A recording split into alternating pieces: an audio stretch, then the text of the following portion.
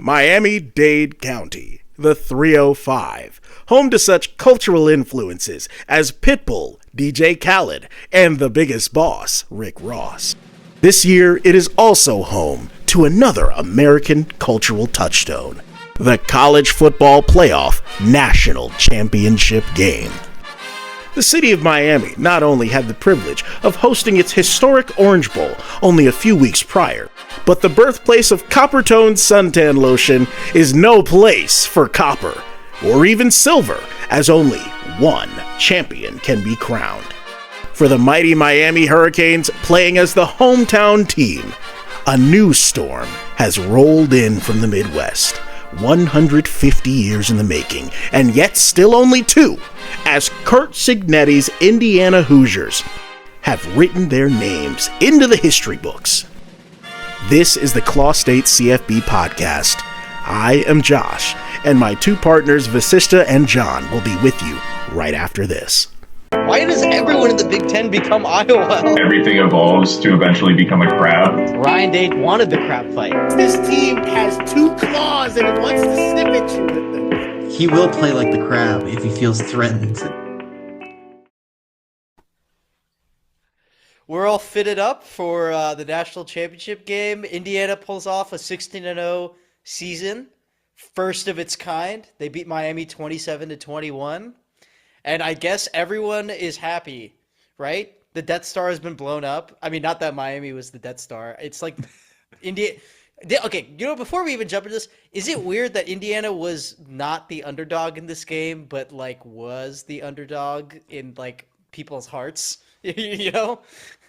I don't think it's that weird. I had a point about that, actually. I think the fact that Indiana had won so convincingly so many times that even without a trophy beyond the Big Ten championship, that's to show for it, in one postseason, the narrative had gone from we were asking if Indiana was ready for Illinois at the beginning of this season. We were doubting them. People said they didn't deserve to be in the playoff a lot last year. An 11-1 they team. lost. They lost. If you lose, you were never supposed to be there. That's how it works. Well, obviously. Only one team is ever supposed to be in the playoff. That's how it works. You lost the playoff road game. Like, you're an idiot, obviously. But, that's what I mean. Now it's to the point where, I texted you guys this, and we're not going to even spend too much time on the betting line for a game that already happened. But the betting line was at 10.5, which is basically asking a bettor to decide, is this going to be a close game down to the last minute, or is this going to be a blowout that Indiana's been doing? And the fact that you could say, is Indiana going to kill these guys by a little or by less than 10 is crazy. For a casual fan to realize, oh, Indiana's legit. They're that serious, and they haven't won the playoff until yesterday. But I think in this case, it makes a lot of sense because who'd they beat to get here? Ohio State. Alabama. It's then they beat Alabama. So even the most casual college football fans oh, wait a minute. And then Oregon. So even people that are Oregon is another team that has the, talent composite that they could probably knock them up. No. In fact, hell no. So I think they woke up a lot of people. And that being said, this game was really good. It was very close. It was a ton of fun to watch. Real quick beat about Oregon. I think that on the list of teams that have yet to win their first national championship, I bet 90% of people in the last 5 years or whatever, because the last one was in the 90s, had Oregon as the next team that's going to win their first natty is going to be Oregon for sure. They've been so close so many times. And it's fucking Indiana, dude. I love, what, this podcast shouldn't be about this, but I love that Oregon has never won a title, and I really hope it continues. I think it's really funny. The joke about their logo being their amount of national championships is awesome, dude. It never gets old. Well, this is insane. They've been out of this for so long. Leave them alone, dude. I know. But okay, going back to the Speaking actual of Oregon, who did yeah, they lose the national championship game to in 2010? Just wondering. an SEC team. That's all that No, matters. It no, doesn't matter no, which one no. it is. It's Okay, moving on. I was actually I didn't want to say this, but I was contemplating asking you guys at the beginning of this if we could get through an entire episode without saying the words SEC or the letters No. SEC because an SEC team hasn't played in like 3 weeks. Oh, And we got like Oh! 5 minutes in. oh, Now that one was my fault because I of course gotta shit on Oregon by using Yeah, we Auburn, brought up but- another team that's not in the title game. Anyway. Anyways, We should probably talk about the actual game, which is that I really feel like Miami could have really won this game. Like, I really thought about it, and I was like, wow, I don't think Cristobal made a really bad coaching decision this game. Like, I feel like he called the right game. They just missed a field goal and had a block punt, and that pretty much swung it. Like, his team played better in the second half. I mean, I think Oh, Indiana got it together to finish it off, but Miami was playing better in the second half. I mean, yeah, it really was a tale of two halves. Like Indiana was, I don't know if I want to say dominant, but they were clearly the better team in the first half. Like, and then, hey, Mark Fletcher's a beast, dude. Like, Yeah, he was the entire Miami offense for at least a quarter and a half, and anytime they went away from him, it got worse fast, pretty much. It was either him or Tony, and Yeah. that was all Miami had. I don't want to say, okay, can we assess Carson Beck's game? Because statistically it wasn't that bad, but he had a lot of time in the pocket. Like, Indiana didn't get as much pressure as I thought they would, and he couldn't throw against their zone. That killed them Yeah. all night. and I think Carson Beck's line is a little bit generous to him. He threw 2 or 3 more balls that could have been picked, other than the actual one that did get picked. Yeah, that's true. Sorry, Josh, what were you Which, saying? I mean, he's Carson Beck. Like, we know what he is. Yeah. but no, I mean, I think for him the game plan throughout this entire postseason has been just don't fuck it up. They play a very conservative style and wait for that dam to break with Mark Flesher and I can't remember the other running back. Shoot, but Shamar Jamar Brown. Brown. Shamar Brown. They know what works for them, and they didn't ask him to play outside of himself. And even up to that last drive, we know how it ended, but they had more time to make a play, and he just went for it all in that one with an arm that we knew he didn't have. I mean, the guy played within himself, and in a game where every other phase was making mistakes to let this one slip away in a game that, just going by the momentum of it, they could have had.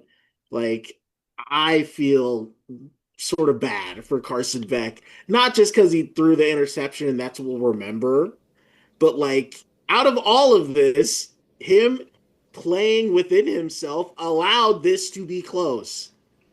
He played pretty good for like a quarter and a half there. Like that third quarter into the early stages of the fourth quarter, he was playing well, for sure. I think Miami as a whole was playing pretty well. I just think it's surprising to me that Miami, while only being down 10-0, really started like throwing it more than you'd expect. I mean, Miami had 21 carries on the game. Indiana had 45. Indiana ran the ball more than Miami, which is crazy. That How feels long like- into this game did it take for Miami to convert a third down? It was like late in the second quarter, right? I don't even know. Yeah, It right. might have been in the 'cause- third quarter. Yeah, because I want to say that I think in it the- was actually. Yeah, because the first half, it's like their first conversion was like a fourth down, and Yeah. which was crazy, by the way. It was on their own 20, and they were like, or 25, and they were down 10 points. It wasn't that. I feel like Yeah. I was being gaslit a little bit by the commentators that first half, where they were talking about like how dominant Indiana was, I was like, it is. They're only up 10. It's not that much. It's not like that big of a fucking deficit. If Miami hits a field goal at the end of half, it's one possession. Well, I think that's the versatility of the Hoosiers that they've been able to play with and play different games where that 10 points feels like 21 just because it's like they are a wall. Like there were so many times where Miami like receiver or running back would have the ball, just maybe need to lean forward, and then by that time he gets that second win, he's knocked back. I counted like 3 times that happen. And it really sucks when you see like a smaller guy like Tony, like just trying to put the team on his back. And then, oh no, here comes the safety. Yeah.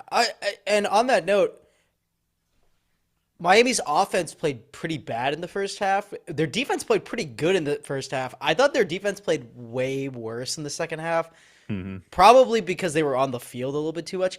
But their pass rush lived up. Indiana could not pass block Miami at all. I mean, this was probably the most human we've seen Mendoza in how many weeks of football? 17 weeks. 17. I was like, maybe the Iowa game, the Penn State game, there was like those games where like he didn't look incredible, but this was probably his worst game of the playoff by far. Yeah, but I mean, it's Ruben Bain and Mesidor, right? I'm just saying they played great. Like Miami's defense could pass rush, they just could not stop the run for their lives. The thing that I was really impressed with by Indiana's offense was on multiple 3rd and 5 pluses, they just handed the ball up the middle and got it. Like there was a 3rd and 8 where they got like a 13-yard inside zone. Like, yeah, they run on 3rd down a lot more than you expect. They go off tendency. Also, like the back shoulder to Becker, it was crazy. Down, the first 4th down. Yeah.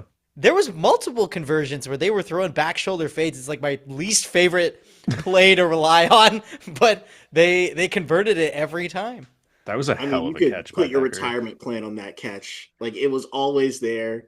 They were targeting, I think, number 24, just picking on him. And this is like at least the second game in a row where they just say, "Oh, it's free real estate." It was rough. I mean, I thinking about their run defense.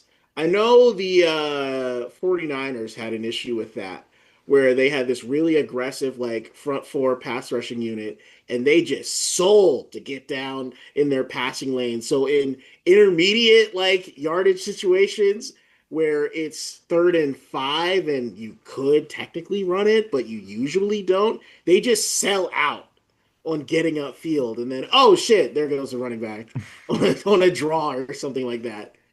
Yeah, I mean, Miami like over pursued, like a lot of the time. And anytime Indiana tried to run the ball east-west, Miami's defensive linemen were way too athletic. Like it was not possible. No. So yeah, I don't know. Indiana's passing game was also far more balanced than you'd think. They didn't have a guy with more. Omar Cooper had 5 receptions. That's the most they had to a single guy. Becker with 4. And those 3 of them were behind him. When Becker is your receiver 3, that's nuts, right? And this is a dude who, like, when he came in the Penn State game, he'd had like 6 career catches before that, and he's a sophomore. Yeah. And he was now a special it's like, teams this guy's guy. a stud. Like, that was the freakiest thing to me. On like the big podium at the end, like all the players, like some of the stars are like up there with the hats and everything, and it's like, god damn it, Charlie Becker is on there. And he was a my career player at the beginning of this season. I can't believe it. He's a special teams guy who was also not recruited by Signetti. He's from the previous regime. So, like, I don't know. Yeah, he played the best game. I mean, he played the best game of his playoff run, at least. On the flip side, like, Miami was funneling to Tony. Like, admittedly, it did start paying dividends in the second half, but the first half, it was probably to their detriment. Like, Indiana was keyed the fuck in on Tony. There was no screen game to be had in the first half. Yeah. But, I mean, Tony's such a good player. It's like, I don't have any fault with that game plan of just being like, hey, what if we get the ball to our best player, even if everyone on the other side of the ball knows it's our best Hmm. player? Yeah, no, I mean, listen, like I can't help but feel like Miami should have won this football game, even if they just missed the field goal and just don't have a punt blocked. They win the game. They probably win this game.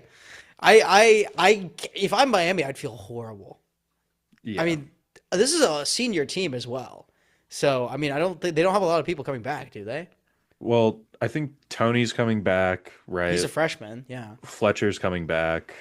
He Um, is? I thought I Fletcher believe he was an is. upperclassman. I think he's a junior and said he's staying for another year. All right, well, that's definitely huge. I'm But just like struggling to think like I know some of Defensively, some of their offensive linemen are going to be like top two, top three round picks. yeah. So like that's going to be hard.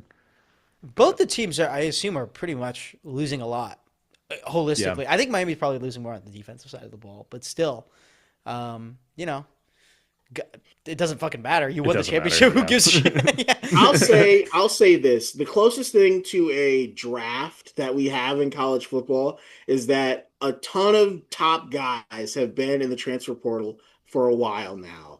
Uh the last remaining like couple players are still very talented and everything. You look at like the recruiting websites and all that, but you do kind of miss out on like that full sell into recruiting guys because the portal window technically just closed Friday. And we were talking about this before we started that it rolls into business days ending tomorrow when this comes out, Yes. the 21st. No, I think it'll be today when this comes out because it's Wednesday the 21st. But I thought it was 2 business days. Yeah, from Friday. So Tuesday, Wednesday this week are Yes. I think you're allowed to enter. As long as you So, submitted your paperwork before. Whatever. but that's the thing. But Fuck the stuff like that NCAA. matters now. Yeah. Like Colorado's left tackle just entered the portal. He literally tweeted, "Wait, Dante Moore's returning," like, and that blew up on Twitter. Like I just checked today. One of Ole Miss's like upperclassmen wide receivers. Just pick one. Just pick one. He's in the portal. He looks really talented. I forget what his name was. Like, there's a handful of like blue chip guys still available. And if you're Miami, you're obviously in on them if you're worth your salt at all. And I believe they are. So I don't know if all those guys will funnel their way to them or if it was just like, a couple last minute visits are still happening because guys can still go anywhere. But it's so funny. There's no waiting for the offseason. The offseason is technically already started. We talked about this previously with Lanning and Signetti talking about like recruiting guys while planning for the Peach Bowl. Or Right. whatever. So the fun never stops. I think my friend Kurt Signetti said as much. Even he's like, we're gonna celebrate this one for literally a day. Yeah. And it's right back. In terms of the precedent this sets for Indiana winning the title, who do we want to wager who we think will be fired because Indiana won the title and ex coach couldn't with more resources?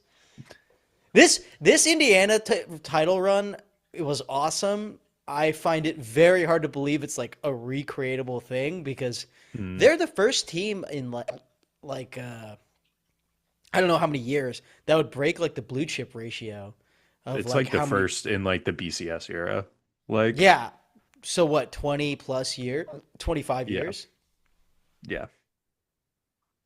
So the precedent that sets is like insane. I mean, I think a lot of Yeah. boosters are gonna feel like I paid you way fucking more for way fucking less. I mean, Well, Nebraska, poor Nebraska. Yeah. I mean, they gotta be. Yeah. You extended your guy. I mean, it makes snake oil salesman piece of shit like Hugh Freeze look like total idiots when they get to a job like Auburn and they say, "Yeah, I need like 3 or 4 years to be able to compete at the highest level."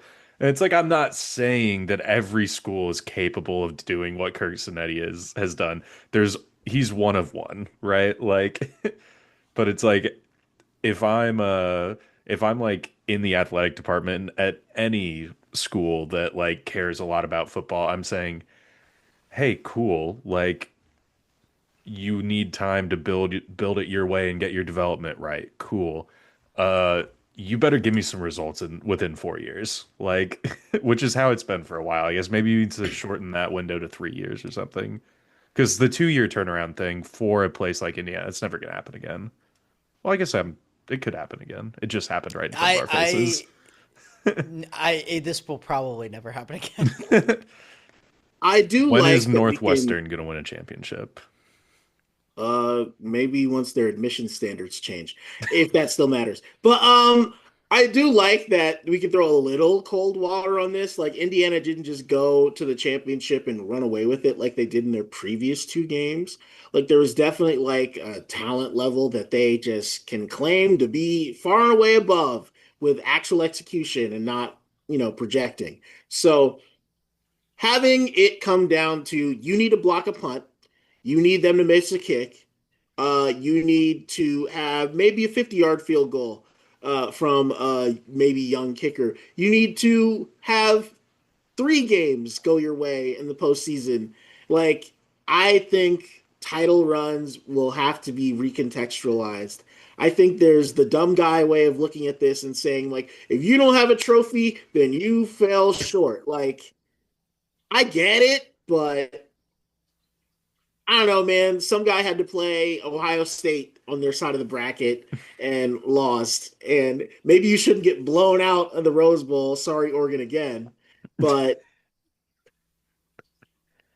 it's going to come down to however the cookies crumble in A that little bit. matchup. A little bit. Week of. I think this Indiana team was probably. You could have put them anywhere in this bracket. They probably win, though. They were the number I one think seed so. going in, yeah. Yeah, Like, that's what I mean. In terms of like recent national championships or champions, where do you put this Indiana team? Like, are they better than Michigan or Ohio State? Because I kind of think I kind of like them more than the Michigan team, and yeah. it's maybe not the Ohio State team, but the Michigan team, it's there. They didn't lose a game. Yeah, So, that's you know, They did And- lose more games than anyone else. yeah. Except 1894 Yale. Put some respect.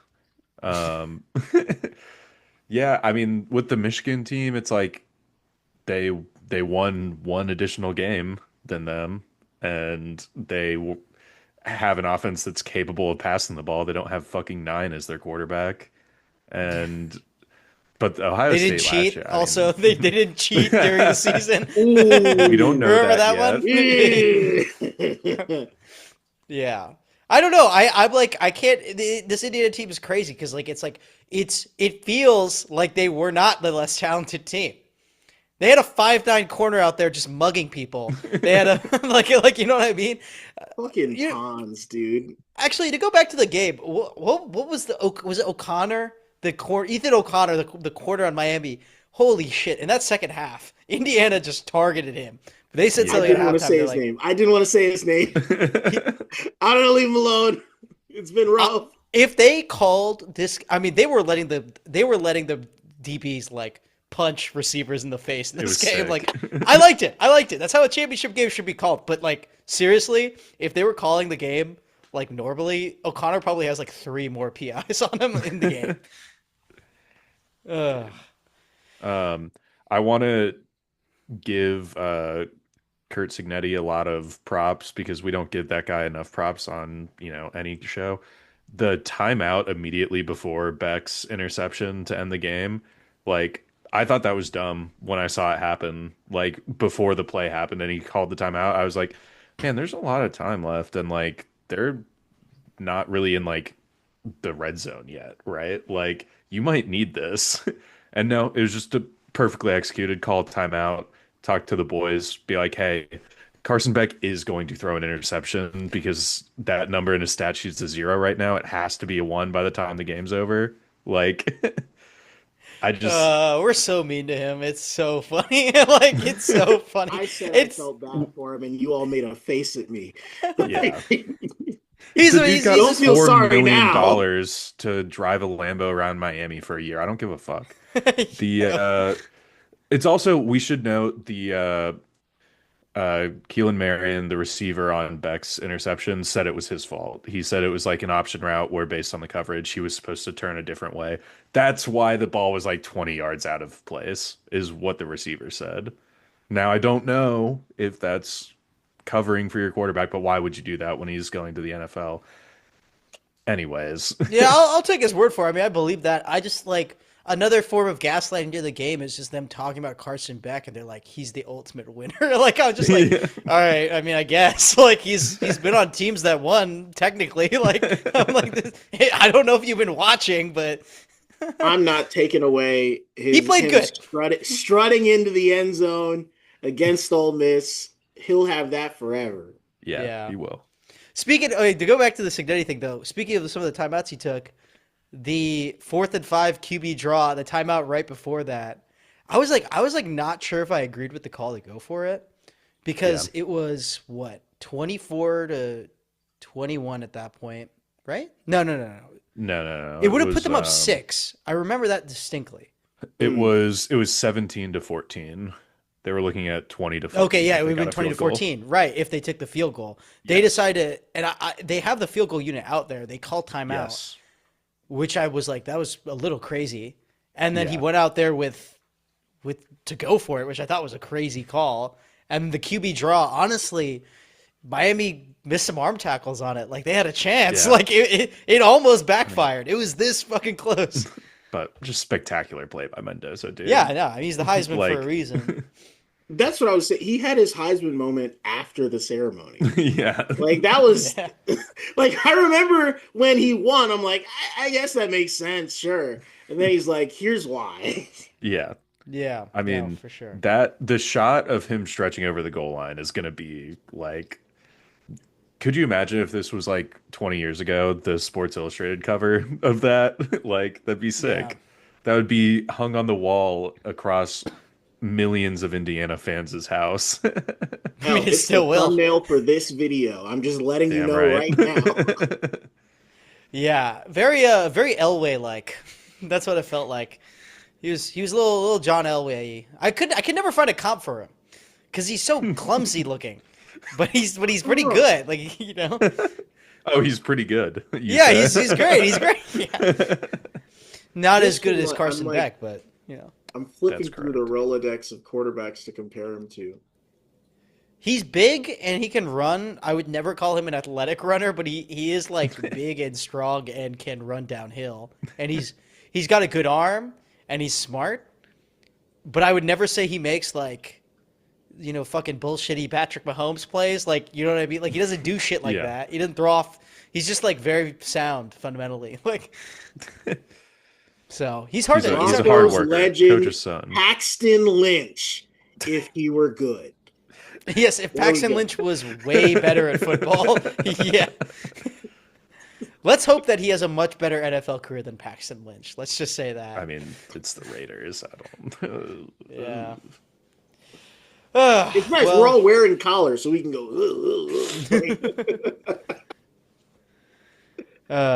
Well, if I'm Miami, I would still say like you're probably devastated, but this was an incredible year. This was such a validation, and I personally, as someone who has made fun of Mario Cristobal a lot, will not do that anymore until. They've earned the right to like call us idiots when we do that and be like, oh, that's old. He doesn't do that anymore because that's right. You know, he got through a whole season and 4 playoff games without like totally fucking up the clock or timeouts or anything. Like, Yeah, it was Signetti that I was like, I don't know about that, dude. yeah, Before halftime too, where they had Yeah. like what I want to say like 35 seconds to drive 15 yards for a field goal attempt, just let it run off, burned a timeout late. Like honestly, I feel like Signetti. I shouldn't say outcoached because in the second half he made the calls, but Cristobal was called a good game. oh yeah. I think you're right that like we have to consider that monkey off of his back. He's not that same guy anymore. But I'm still gonna joke about it. Yeah. Come on, I'm just a man. This is the team. Oh no, you go. Oh, sorry. The last coaching decision I remember being like, was when they just kicked the field goal and gave the ball back to Miami with a chance to score from like regular field position. I'm like, this doesn't. I mean, you can talk yourself into it, and we know which one they went with. But I remember thinking, I'm like, this isn't the swashbuckling coach that I know. Are you scared right now, sir? Like, what's happening here? That getting that false start on that drive Killed them. like that could have been like, can you imagine if Carson Beck had done a 2-minute drive and scored a touchdown? I would have been so annoyed. Like we would have been so if Carson Beck led a 2-minute national championship drive. I would, and after Georgia lost to Ole Miss, I would have to be. Everyone would make fun of me. Yeah, dude. I was joking with my friends I was watching the game with, like, with like 5 minutes left in the game. I was like, yo, this is kind of shaking up to give us like Carson Beck's chance at being a hero.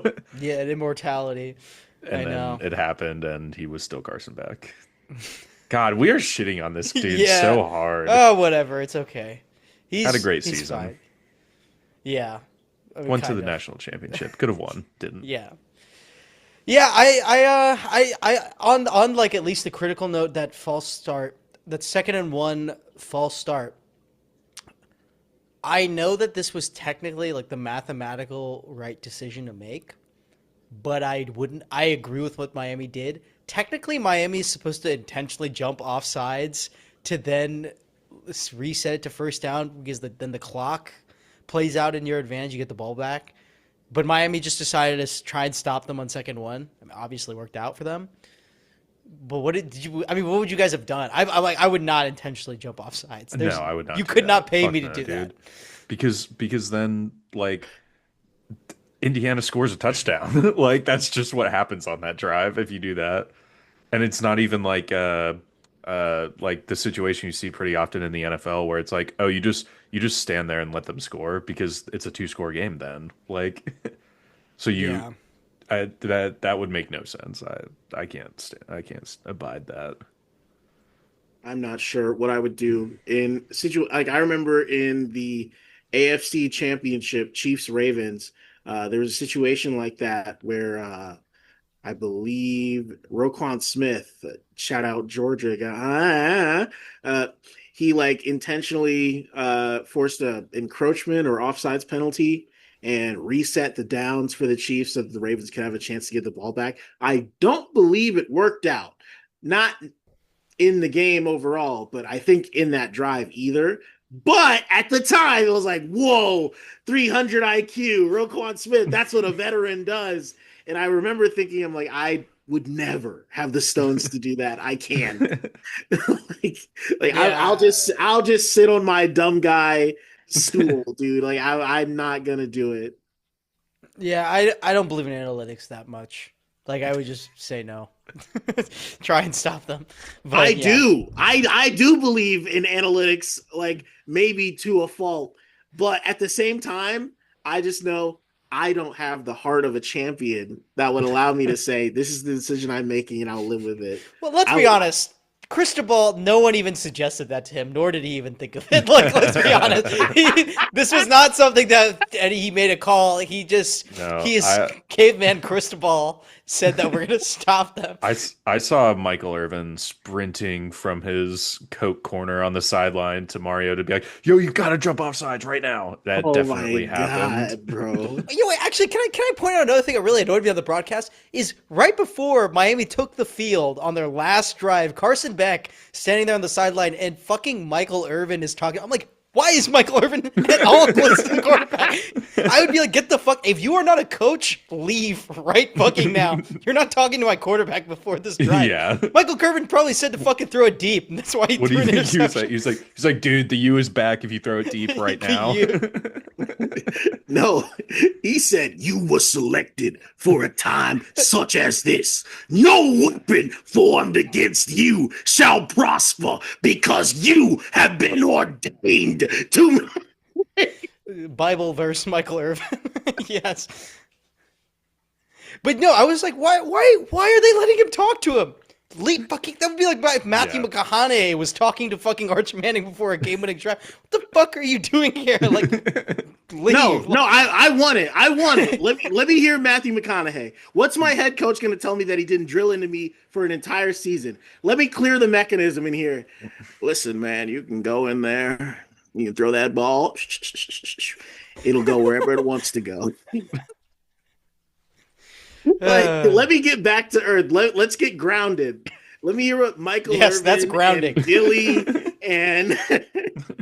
and Drewski. Let me get everybody checking in on the last drive. And then it's like, hey, man, it's 4 verts. Run it. Well, at least it was a good championship game. The first one in a while, man. Yes. Like, I needed this. I couldn't stand another championship game blowout. They've really sucked of recent. Good to the last drop, dude. Like, this is what the 12-team playoff was supposed to do. We needed classics like this. We have diminished some of the results in the regular season. That's not even a debate. Like, ask me how much the Georgia Ole Miss game from earlier this year means. Like, I just can't guarantee that every game in this format will be incredible. We'll never be able to guarantee that. No. So when they are, we need to celebrate. We need to enjoy it so much. We need to say, this is perfect. Don't fuck with it. We're not doubling this. We're not adding even one more team. I don't care. Big 10. Well, leave it. Like, that's my compromise. I've compromised so much just to be here. Please. 12. No more. They're discussing expanding to 16 currently. Let the format breathe for like 5 years. Like, it doesn't even have to be as long as the 4-team. Just let it breathe and see how it goes. Like, it's such a small sample Indiana size. has won the title. We have to reformat right fucking now. Okay, I have a proposed system, which is if you have below a 50% blue chip ratio, you have to win the championship game twice to win the game. If Miami wins once, they auto-win. They automatically win. Yeah, and if you're it's an like SEC a double team, elimination type deal. and if you won the SEC, you also have to lose twice. That's also an extra caveat. Because you got beaten up by the SEC gauntlet. Yes, that's true. Unless you play another SEC team. Then it's just a single elimination. But what if the Council of Sultans is biased against my team? In which case, the private equity deals that I've squared would run counter to their interest, and they would collude to keep my program out of the playoff. I was making answers. I was at a dinner recently, and I was making fun of somebody who asked me about the NFL, and I said I don't watch big corpo goyslop football. That's what I said. Oh my god! I don't. And they said, oh, "What do you watch?" I was like, "I watch private equity football. Don't mind you, okay? It's way You better." fucking pleb! How dare you? I ask watch me about private that. equity football. It is way better. People try to talk to me about the NFL playoffs because they think I know I don't even know who's in the fucking championship. I have no clue. I didn't even know when the Super Bowl was. Don't look. It's terrible. Don't look. I know. But yeah, private equity football is way better. It's far superior. Less volatility. Absolutely. We're wearing suits, dude. Yeah. Of course we think this. We are the corporate media, and we will tell you how to think about college football and why Indiana winning is actually not cool at all. That was bad. It was very bad. I don't know the ratings for this, but it was probably bad. I know the attendance was great. Probably great. Okay. Yeah, you're right. I Actually, like the fans. attendance being like 60-40 Indiana. That's pretty can we cool. talk about 70-30? What the fuck, Miami? You're at home in a championship game and you were outnumbered? How did that even happen? And you can't It say you was were far priced from out. campus. What do you want? Dude, I saw. what was the Uber $2,000 to go to the game? I saw reports that in Indiana's locker room after the game, they were playing "Walk In Yo Trap, Take Over Yo Trap." But seriously, you can't even be like, it was Hell too yeah. expensive. It's like you went to Miami. Like, it's not too expensive for you. Like, come on. Plus, like 50,000 people from the Midwest flew there and bought a $4,000 ticket on top of like their hotels and travel and all that shit. Come on. Yeah, Their I don't know how cost they of have it. living is low. They had the disposable income. That's true. Yeah, I don't know how that happened, but it's Indiana pretty much outgunned them at home. I mean, to the point the commentators were like, "Oh my God, Miami's got to get out of this side of the end zone. Yeah. The Indiana fans are too loud." Oh. They got a Create false start in their own house because of crowd noise. That was sick. I That was dope. you know, you can't. It's one of the quirks of college football that you have like a student section that is rowdier than the rest of the stadium at all times. Like they're always standing, like they're the most engaged, and just simply operating next to them is much harder by their presence. That shouldn't happen at a neutral site bowl game that isn't even a neutral site. Where do you go from here? They have to Oh, lose some credentials. Miami has to lose credentials for this. Come on. You can't be a big name brand playing against the small name brand and be at home and literally not have attendance. Like, I don't know. I don't know. I don't know. Yeah. But anyway, any last thoughts on this one? Hell yeah, dude. Another great season. was a hell of a It's a season. genuine joy doing the show with you. I've loved the expansions we've made, the guests we've had, and the listeners that are tuning in. And we'll try and keep this thing going as long as we can. It's a lot of fun. If we had some shareholders to report to, fuck them. We're never gonna have them. We're broke as shit. This show is a burden. I say again on the record, but it's a lot of fun. And we will be in the off season at some point. I don't know when specifically we will release, but there will be off season episodes. That's all I'll say. So Yeah. stay tuned. We got to find out where that Colorado left tackle's going, and we got to hear who's in the best shape of their lives, and we Yep. got to talk about the draft, and we got to talk about how the spring football season is going now that the UFL is expanded with a couple different teams, and there's some real guys in there. Diego Pavia has not joined yet, but He will. I'm waiting, being patient. Perfect. Well, we'll call it there. Where's the end recording button? I never Leave it in.